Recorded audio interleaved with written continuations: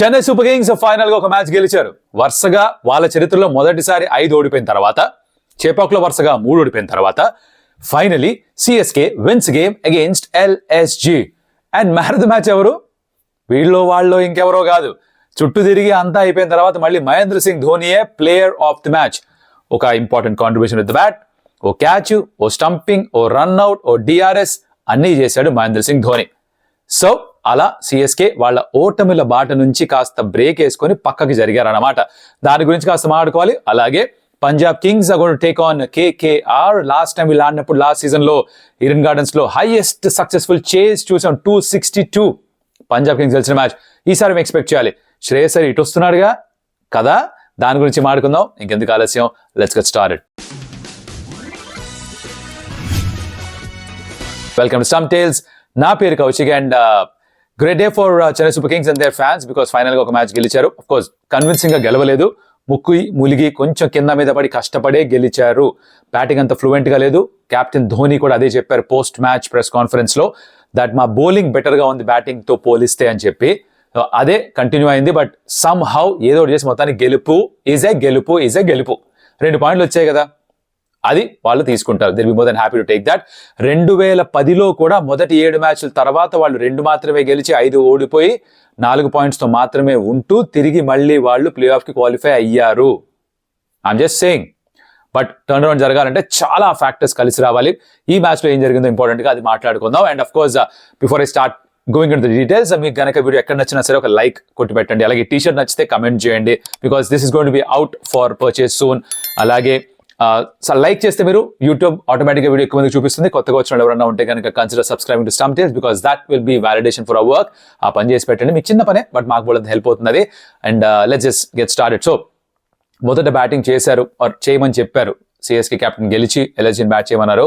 వాళ్ళు first batting చేస్తూ 165, 167 మాత్రమే స్కోర్ చేయగలిగారు. Not a great total at all because వాళ్ళు కూడా చాలా కష్టపడ్డారు బాస్. ఏ మాట కామాట స్టార్టింగ్ లోనే వికెట్స్ తీసుకోవడం. యూజువల్ గా మనం పవర్ ప్లే ఎక్కువ చూడట్లేదు, అంటే ఖలీల్కి కొంచెం హెల్ప్ కూడా అందించాడు Anshul Kamboj, also known as AK-47. Nicholas Pooran తన అవుట్ చేశాడు. మాత్రం వికెట్ సంపాదించాడు. Great catch by Rahul Tripathi వెనక్కి పరిగెడుతూ. అండ్ అది జరిగిన తర్వాత ఒక పార్ట్నర్షిప్ బిల్డ్ స్టార్ట్ అయింది వాళ్ళకి. Rishabh Pant played well but it's not his usual self, తన బెస్ట్ కాదు.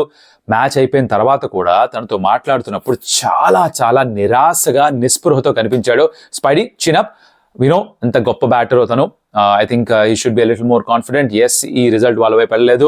తన బ్యాటింగ్ ఫామ్ కూడా కొంచెం బెటర్ అయితే అయింది బట్ తను అనుకున్న స్థాయిలో కూడా లేదని తనే చెప్తూ ఉన్నాడు. ఆ ఇన్నింగ్స్ మొత్తం చూస్తే కూడా రిషబ్ పంత్ 60 రన్స్ స్కోర్ చేశాడు, కానీ ఒక 2 ఫేజుల్లో ఉండింది. ఒకటి వికెట్స్ పడుతున్నాయి కాబట్టి కొంచెం నెమ్మదిగా స్టార్ట్ చేశాడు. తర్వాత మధ్యలో ఒక 15 balls లో 4-5 రన్స్ మాత్రమే స్కోర్ చేశాడు. 35 of 25 balls, తర్వాత 40 balls కి 39. సో బేసికలీ 15 balls లో 4 runs మాత్రమే స్కోర్ చేశాడు. బండి సడన్ గా న్యూట్రల్ లోకి వచ్చి వెనకాల నుంచి ఎవరో తోస్తున్నట్టుగా అయిపోయింది. బ్రేక్ డౌన్ అయిపోయింది బండి. తోసి ముందుకు తీసుకెళ్లారు. కట్ చేస్తే అక్కడి నుంచి నెక్స్ట్ 5 balls లో 21 కొట్టాడు. సడన్ గా 5th వికెట్కి వెళ్ళిపోయాడు. ఇలా షిఫ్ట్ చేయొచ్చు ఆ మొమెంటమ్ ని అనేది రిషబ్ పంత్ దగ్గర ఎన్నో సందర్భాల్లో చూసాం మనం. అది చేశాడు కాబట్టే బహుశా 160 కంటే ఎక్కువ రన్స్ అన్నా స్కోర్ చేయగలిగారు, లేకపోతే అది కూడా వచ్చుండేది కాదేమో. సో రిషబ్ పంత్ ఇన్నింగ్స్ కొంచెం స్లోగా అనిపించినా కూడా ఇన్ హిజ్ ఓన్ వర్డ్స్ ఒక 10-15 రన్స్ తక్కువ స్కోర్ చేశాము ఈవెన్చువల్ టోటల్లో అని చెప్తూ ఉన్నాడు. అదే ఉండుంటే ఇంకొంచెం టైట్ గా మారుండేది మ్యాచ్. ఆఫ్ కోర్స్ వాళ్ళు గెలిచిండే వాళ్ళేమో కూడా. బట్ రిషబ్ పంత్ ఒక కారణం కూడా మధ్యలో స్లో అయిపోయాడు. బట్ అగైన్ స్లో ఎందుకు అయ్యాడంటే వికెట్స్ పడుతూ ఉన్నాయి, బౌలింగ్ బాగా చేశారు. కోహినూర్ ఎంత బాగా బౌలింగ్ చేశాడు. 4 overs లో 13 పరుగులు మాత్రం ఇవ్వడం అంటే 18 డాట్ బాల్సా 13-14 డాట్ బాల్స్ చేశాడు. మొత్తం బైనరీ సిస్టమే. ఒక్క బాల్ కి 2 ఉంది, అది లాస్ట్ బాల్ తన స్పెల్ అనుకుంటా. మిగతా అంతా బైనరీ సిస్టమ్ బాస్. 1-0 1-0 0-0 1-0 1-0 ఇలానే వేస్తూ పోయాడు. బైనరీ సిస్టమ్ ఎంత ఇష్టమని ఎవరికి తెలుసు. అలా వేసాడు బౌలింగ్. ఎక్స్ట్రాడినరీ స్టఫ్ తన నుంచి. జడేజా ఒక 2 వికెట్స్ తీసుకున్నాడు. Just good for Chennai Super Kings. ఆ మధ్యలో వచ్చి మిచ్ మార్ష్ అవుట్ చేయడం. మిచ్ మార్ష్ అప్పటికే నేను అవుట్ అయిపోతా టైప్లో బ్యాటింగ్ చేశాడు. ఎక్కడ వేసినా సరే షార్ట్ ఆడేస్తా అని జడేజాకి దొరికిపోయాడు. యాక్యురేట్ గా వికెట్ వేస్తాడు కాబట్టి. అలా మొత్తానికి వాళ్ళు ఇంకా చెప్పుకోదగ్గ పర్ఫార్మెన్స్. బడోని వచ్చి కొంచెం బాగానే ఆడాడు. వచ్చిన క్యామియో తన నుంచి 161 రన్స్ మాత్రమే స్కోర్ చేశారు. Which is not going to be very challenging. కానీ చెన్నై సూపర్ కింగ్స్ బ్యాటింగ్ అంత గొప్పగా లేదు కాబట్టి ఛాలెంజింగ్ గా మారింది. షేక్ రషీద్ ఎవరైతే స్క్వాడ్ లోకి వచ్చాడో, that was one of the 2 changes they made. Jamie Overton ఆడించారు, అశ్విన్ స్థానంలో డెవెన్ కాన్వే డ్రాప్ చేసి ఆడించారు షేక్ రషీద్ ని. రషీద్ ఓపెన్ చేశాడు. ఇప్పటిదాకా ఎప్పుడు T20లో తను ఓపెన్ చేసింది లేదు. నంబర్ 3 ఆడతాడు సాధారణంగా, బట్ ఓపెన్ చేశాడు అండ్ చాలా కాన్ఫిడెంట్ చిన్న నాక్ ఆడాడు. 27 runs, అలా 6 4s కూడా స్కోర్ చేశాడు. Good start for debutant. And అదే గనక ఇలానే కంటిన్యూ చేస్తే వినికిడ్ ఏంటంటే ఒక 8 మ్యాచ్లు మొత్తం ఆడతావు అని చెప్పి ఒక కాన్ఫిడెన్స్ ఇచ్చి ఈ డెబ్యూ ఇచ్చారట దానికి. సో ఇలానే ఆడుతూ పోతే I'm sure he'll do really well. So Rashid good start Tata IPL career కి. హోప్ఫుల్లీ ఇక్కడ నుంచి ఇంకా అద్భుతంగా ఆడతామని కోరుకుంటున్నాను. At some point of time hopefully కలిసి ఒక ఇంటర్వ్యూ చేస్తే బాగుంటుందని ఇప్పుడు మేనిఫెస్ట్ చేస్తున్నాను. Let's see that will happen after the IPL. So తను అలా స్టార్ట్ ఇచ్చాడు. రచనతో మంచి పార్ట్నర్షిప్. ఇన్ఫాక్ట్ పవర్ ప్లేలో 59 for 1 which is one of the best scores ఈ సీజన్ లో. అది చేసిన తర్వాత మళ్ళీ ఎక్కడో కొంచెం స్లో డౌన్ అయిపోయారు. ఫస్ట్ 6 overs బాగానే ఆడారు. తర్వాత 7 to 15 చూస్తే 53-54 runs మాత్రమే చేశారు. 4 wickets కోల్పోయారు. తనివేరు మధ్యలో అటుపక్క మాక్రమ్ ని తీసుకొచ్చాడు. తను 3 overs 4 overs లో 25-26 runs మాత్రమే ఇచ్చాడు. వికెట్ కూడా తీసుకున్నాడు. బిష్నోయికి అప్పటిదాకా వికెట్స్ లేవు, తను 2 wickets తీసుకున్నాడు. దిగ్వేష్ రాఠీ తను కూడా చక్కగా బౌలింగ్ చేశాడు. సో ఓవరాల్ గా స్పిన్నర్స్ తో యాక్చువల్లీ ఎల్ఎస్జీ సిఎస్కే ఉక్కిరి చేశారు. It should be other way round, right? అలా చేశారనమాట. నౌ దాని తర్వాత కూడా కోలుకున్నారు. దూబే ఎంత నెమ్మదిగా ఆడారంటే ఇది వేరే టీం అయితే రిటైర్ అవుట్ చేసేవాళ్ళేమో. అంటే మన కాన్వేని రిటైర్ అవుట్ చేసినప్పుడు ఇక్కడ దూబేని కూడా చేయాలేమో, అంత నెమ్మదిగా ఆడాడు. బట్ ఉన్నాడు అక్కడే, అలా వెయిట్ చేస్తున్నాడు. తర్వాత ధోని ఎంట్రీ ఇచ్చాడు. మన ధోని ఎంట్రీ ఇచ్చిన తర్వాత సీన్ మారిపోయింది. ఫస్ట్ బాలే ఆ back foot hard shot through covers and then of course outside ఒకటి ఇంటెలిజెంట్ అవుట్ సైడ్ అంటుంటాను నేను, అదొకటి 4, తర్వాత 2 6లు కొట్టాడు. మొత్తానికి గేమ్ స్వరూపాన్ని మార్చేశాడు. And it was Dhoni's territory. అంటే తనకి జనరల్ గా మనం అనాదిగా చూస్తున్న Dhoni kind of a finisher innings ఇదనమాట. వచ్చినప్పుడు ఆఖరి 30 balls 57-54 కావాలి, చేశాడు. తను దగ్గరుండి దూబేకి కూడా ఐ థింక్ కొంచెం కాన్ఫిడెన్స్ ఇచ్చినట్టుగా ఉన్నాడు.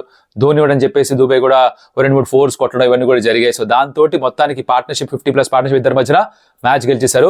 ధోని గురించి ఒక ప్రత్యేకంగా అసలు ఆడుకోవాలి. ఎందుకంటే తను ఓ క్యాచ్ పెట్టాడు, ఓ స్టంపింగ్ చేశాడు, ఓ రన్అట్ కొంచెం అదృష్టమే. అంటే చేతిలో గ్లవ్ ఉంటుంది, బాల్ ఇసిరేసారి బౌలర్ దగ్గరికి, బౌలర్ వదిలేయడం, వికెట్కి తగలడం, 4 రన్అట్. ఆ రన్అట్ నెక్స్ట్ బాల్ మళ్ళీ ఇంకో వికెట్, క్యాచ్ అనే పట్టాడు.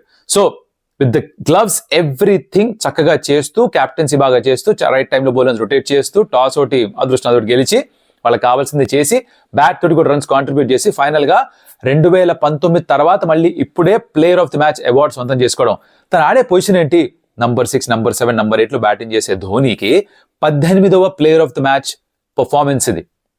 తనకంటే పైన రోహిత్ శర్మ మాత్రమే ఉన్నారు. ఇన్ఫాక్ట్ మిగతా అందరిలో కూడా చూస్తే రోహిత్ శర్మ, ధోని, విరాట్ కోహ్లీ, జడేజా. సో ఆ టాప్ 4 లో చూస్తే ఒక ఆల్రౌండర్, ఇద్దరేమో టాప్ ఆర్డర్ బ్యాటర్స్. ఈ ఫినిషర్ గా వ్యవహరించే ధోని మటుకు ఈ సెకండ్ స్పాట్ లో ఉన్నారు. That tells you lot about the impact he has on game. So Dhoni అలాంటి ఒక ఇన్నింగ్స్ ఆడి, అలాంటి ఒక క్యాప్టెన్సీ చేసి, అలా కొన్ని వికెట్ కీపింగ్ స్కిల్స్ అలా చూపించి ఇక్కడ మరొక గెలుపుకి కారణంగా మారాడు అనమాట. So in his own words, it won't be easy. అంటే గోయింగ్ ఫార్వర్డ్ కూడా మిగతా మ్యాచ్ల్లో ఐ థింక్ ఎంఐతో ఆడాలి నెక్స్ట్ మ్యాచ్ వాళ్ళు మాకడేలో. They have to play really well. వాళ్ళ బ్యాటింగ్ ఇంకా చాలా ఇంప్రూవ్ అవ్వాలి. బౌలింగ్ బాగానే ఉంది కానీ బ్యాటింగ్ అంత గొప్పగా లేదు. దాన్ని సరి చేసుకుంటేనే కంపీట్ చేయగలరు. They have the second win. Hopefully ఇంకొన్ని విన్స్ వస్తే బాగుంటుంది. బికాస్ కింద టీమ్స్ గెలుస్తూ ఉంటేనే టోర్నమెంట్ ఇంట్రెస్టింగ్ గా ఉంటుంది, ప్రతి మ్యాచ్ ఇంట్రెస్టింగ్ గా ఉంటుంది. నెక్స్ట్ మ్యాచ్ ఎంఐ సిఎస్కే, ఇద్దరు కూడా bottom half of the table ఉన్న వాళ్ళే. సో ఎవరు గెలుస్తారో that will alter the dynamics of the entire competition. So అది ఈ మ్యాచ్ సంబంధించిన విషయం అనమాట. నౌ కట్ చేస్తే నెక్స్ట్ ప్రివ్యూ గురించి మాట్లాడుకుందాం. నెక్స్ట్ గేమ్ ఏంటంటే పంజాబ్ కింగ్స్ వర్సెస్ కేకేఆర్. ఇది జరిగిపోతుంది ముల్లన్పూర్ లో. హెడ్ లైన్ ఏంటి? లాస్ట్ సీజన్ టైటిల్ గెలిపించిన శ్రేయస్ అయ్యర్ కేకేఆర్ కి అగేన్స్ట్ గా పంజాబ్ కింగ్స్ కెప్టెన్ గా ఆడబోతున్నాడు. ఇదే హెడ్ లైన్. సో ఆ మ్యాచ్ కి శ్రేయస్ అయ్యర్ పైన అందరి కళ్ళు కూడా 26.5 crores ఇచ్చుతానని పంజాబ్ కింగ్స్ సొంతం చేసుకున్న తర్వాత మంచి స్టార్ట్ అందుకున్నాడు. అద్భుతమైన strike rate, great average, matches finish చేస్తున్నాడు. 3 మ్యాచ్లు గెలుచున్నారు 5లో. కేకేఆర్ 6లో 3 గెలిచారు. అజింక్య రాణి వాళ్ళ కెప్టెన్. బట్ ఆ కోర్ అలానే మెయింటైన్ చేసుకున్నారు, కెప్టెన్ వదిలేసుకున్నారు. సో అలాంటి ఒక నేపథ్యంలో జరగబోతున్న మ్యాచ్ ఇది. అండ్ ముల్లన్పూర్ లో ఇప్పటిదాకా అన్ని 200 కంటే ఎక్కువ ఫస్ట్ బ్యాటింగ్ చేస్తూ చేసిన స్కోర్సే. ఫస్ట్ బ్యాటింగ్ చేసిన వాళ్ళే గెలిచారు. So maybe toss is going to B important because తర్వాత కొంచెం స్లో డౌన్ అవుతున్నట్టుగా ఉంది. వికెట్ డ్యూ రాకపోతే మేబీ చేసడం ఈజీ కాదేమో. డ్యూ వస్తే things might change a little bit, but pitch will be good for batting. తెలిసిన విషయమే. ప్లేయింగ్ లెవెల్స్ విషయానికి వస్తే ఐ థింక్ పంజాబ్ కింగ్స్ కూడా ఒక మార్పు చేసుకోవాలి. Lockie Ferguson is out of the tournament అని వింటున్నాం. హిప్ ఇంజరీ ఏదో అయింది, తను బయటకు వెళ్ళిపోతున్నాడు. సో తన స్థానంలో they going to bring in somebody else for now. ఎవరు లేరు ఈ మ్యాచ్ కి. ప్రాబ్లీ మళ్ళీ తిరిగి అజ్మతుల్ ఒమద్జాయ్ కానీ ఆర్ ఆరన్ హార్డీ కానీ ఇద్దరు ఎవరో ఒకళ్ళు ఆడతారేమో అని వార్తలు. సో ఇది పంజాబ్ కింగ్స్. మిగతా అంతా యాస్టీస్ గా ఉంటుంది. ఆ 262 చేజ్ చేసినప్పుడు అన్న శశాంక్ ఇంకా ఉన్నాడు ఇక్కడ. Good memories for him. అలాంటిదే మళ్ళీ చేద్దాం అనుకుంటాడు. బట్ కాకపోతే అటుపక్క కేకేఆర్ లో we probably have the best spin bowling attack ఈ సీజన్ ఆఫ్ ఐపీఎల్ లో. Varun Chakravarthy, Sunil Narine, Varun Narine అనేసుకుందాం కలిపేసి. వాళ్ళు చేస్తున్న డిస్ట్రక్షన్ అలాంటిది కాదు. నో, విత్ ద బ్యాట్ కూడా బాగానే కాంట్రిబ్యూట్ చేస్తున్నారు. వెంకటేష్ అయ్యర్ కొన్ని మ్యాచ్లో కొట్టాడు, అజింక్య రహానే కొన్ని మ్యాచ్లో కొట్టాడు, అంకుష్ రఘువంశీ ఫామ్ లోనే ఉన్నాడు, అలాగే సునీల్ నారాయణ ఒక మ్యాచ్లో కొట్టాడు, క్వింటన్ డికాక్ కొట్టాడు ఒక మ్యాచ్లో. సో ఓవరాల్ గా ఎవరో ఒకరు పర్ఫామ్ చేస్తున్నారు. 6లో 3 గెలిచారు. వాళ్ళు చెన్నైని చెపాక్ లో కన్విన్సింగ్ గా ఓడించి వస్తున్నారు.